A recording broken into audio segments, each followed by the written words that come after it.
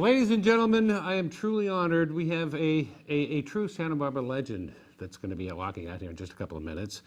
Mr. Rod Lathim is an award winner, writer, director, producer.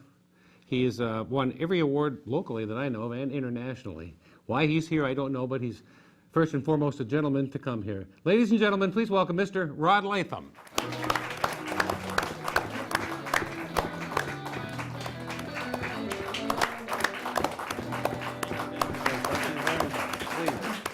Mr. Rod Lathim.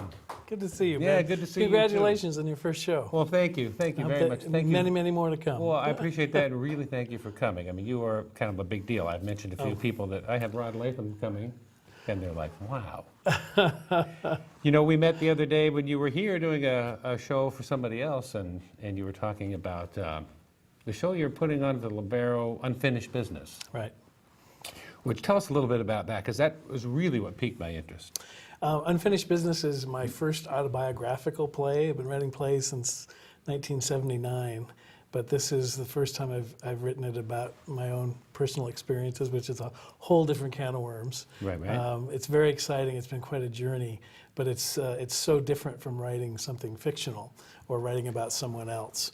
It's based on a journal that I kept the day my mom passed, and people think, oh, play about death, that's going to be a lot of fun. There's actually a lot of humor in the show, and it focuses on something that most people don't want to talk about. In fact, most people in our culture don't want to talk about death to begin with, because we've learned to sweep it under the carpet and just not deal with it. We suppress it, we hide it, we don't want to deal with it. But I have come to the conclusion that it's about time that we do start dealing with it in a healthy way. And so Unfinished Business is my attempt at helping people kind of break through the taboo barriers of talking about dying, because it's the one thing we all have in common. Right. We're all going to die. If I read right, it's a kind of a shadow box theater, interacting with the audience? Well, we do it on stage. We did it on stage at the Libero, and we actually put the whole audience in a U shape on the stage, and the actors are in the middle. So it's very intimate. We don't use the house at all. Right. So we put about 150 people on stage, and the actors are right in the middle. In the second version, which I'm writing now, I have actors on both sides of the audience. So they really are completely engulfed in the play. And the audience actually learns that they are a part of the gathering that takes place during this, in real time. Right. So. Right. Now, it had finished its run, but you were telling me that you're going to open it again. I am bringing it back. It's something that I'd like to tour with. Right. With Access Theater, we toured. It's been a sellout on every time you've had it, right? We did. We just about sold every performance out, and there are a lot of people who didn't get to see it because it was just a one-week run. Right. And so I have a lot of people on a list that I think we can fill our houses with. I think it would sell out many times over. I heard about it from when you were here last time talking about it, and I can't wait to go see it. So I think the people who haven't heard about it or don't know what the meat is, so to speak, that they'll be lined up. Now, tell us a little bit about what happened in the play. Well, I was lucky enough to be witness to the gathering of entities that showed up to help my mom pass over. And people say, well, what? People that came into the room walked in from next door? Or what? And I said, no, they didn't walk through the door. They just appeared. These are people from the other side. Right. And then people's eyes start rolling, and they go, okay, what's been smoking? And it really is. After I staged it the first time, I found out how many people have had experiences like this, but they don't want to talk about it. Sure. And so we have talkbacks after each performance, and I learned that people have incredible stories about really profound experiences at the moment of death of a loved one. They're called shared death experiences. They're called near-death experiences. And there are a lot of people I know in Santa Barbara very interested in this, because Dr. Raymond Moody was here just recently, and packed houses listening to him talk about. He's kind of the foremost author of near-death experiences and also shared death experiences, where people have experienced what I experienced, where you actually see and in my case interact with relatives and friends and neighbors who showed up. That were actually right there in the room with you. Right, you'd mentioned that you kind of cautious about telling people that because they might think you're crazy.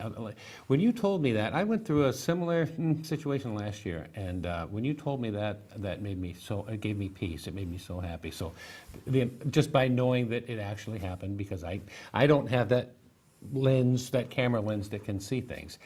Intuitively, I get messages all the time, and it's kind of fun. It's kind of a little game, but I would really, really like to see what you see. But I think it's incredible, the stories that you do tell, and being the man that you are, people totally believe you. And I know that it happened for my mom by you telling me that story, and man, does that make me happy. Oh, good. Yeah. Good. You know, I talked with a lot of hospice workers and people that work in hospitals and in homes. They go into homes and help people and families who are dealing with the death of a loved one. And they just went, oh yeah, we see this every day. We don't talk about it. The doctors never talk about it, but you know, the people who I get to be close with said, "Oh yeah, this is nothing out of the ordinary. Right. This is a very common occurrence. It's just that in our culture, we're afraid to speak about it because we're afraid somebody's going to judge us or think that we're you got a loose screw." You know, we're so advanced in so many ways, and we're so held back in so many ways. Yeah. Yeah. Quantum physics. It's all there, and I think in the next 5 to 10 years, Paradigm shifts, right? yes, big time shifts. I think we're going to be hearing a lot more about this realm that is right here with us. It's not somewhere far away. It's not way above us. It's not, you know, in some distant land. It's right here. We're in the middle of it. Right. Parallel universes and the energy. I mean, we're all energy. We're all light. And if you really study that, there are scientists who are studying it and proving things that the general public, I think, if they heard it right now, they go, oh, how could that be? But Yeah. it really is. I mean, like scientists are proving these things. The parallel universe. I was talking to somebody the other day, and I was saying, well, what if we're living on another universe and we're sleeping and we're dreaming this life? And he kind of laughed at me and walked away. But Well, what about that? yeah, You know? yeah. So now, as far as you seeing entities, is it something that someone can learn through meditation, or is it just something that you have a gift for, and some people do and some people don't? You know, I am not an authority on this. I know for me, I can only speak from my experience that I started seeing entities when I was about 15, when I wrote The Spirit of the Big Yellow House. Just a second, yeah. And it was a big surprise to me because Right. it wasn't something I was expecting or actually even wanted to do. So it took time to kind of get used to. I'm still getting used to it. Yeah. It's not like it happens on a daily basis. Well, this is the book you wrote, The Spirit of the Big Yellow House. I understand there's 100 or 200 copies left?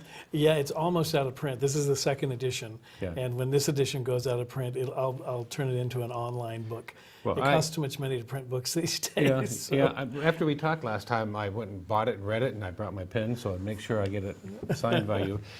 One thing I noticed about this book, I lived in Summerlin, lived on Banner Avenue for a couple of years, and I didn't realize, I knew that they were, had spiritualists, and I was never into it back then. I was kind of, anyway.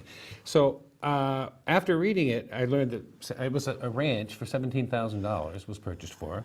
Yeah. And H.L. Williams. Yeah, H.L. Williams. Ortega Rancho. But the really thing that struck me the most was a couple of things, but Nona.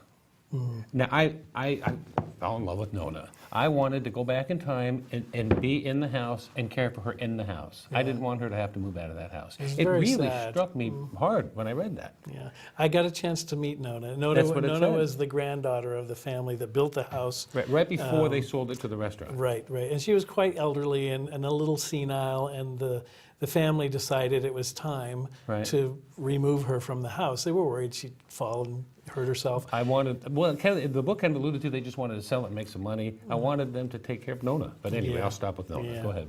She was a sweet, sweet woman, and she loved her privacy, Yeah. and that house was her kingdom. It Right. really was. She was really an amazing woman, and she still had an incredible light in her eye when I met her at a rest home like 2 blocks from my house. Yeah, that when I was finally wonderful found her of you there. today. They're telling me we have a minute left. I want to touch a little bit about Hector.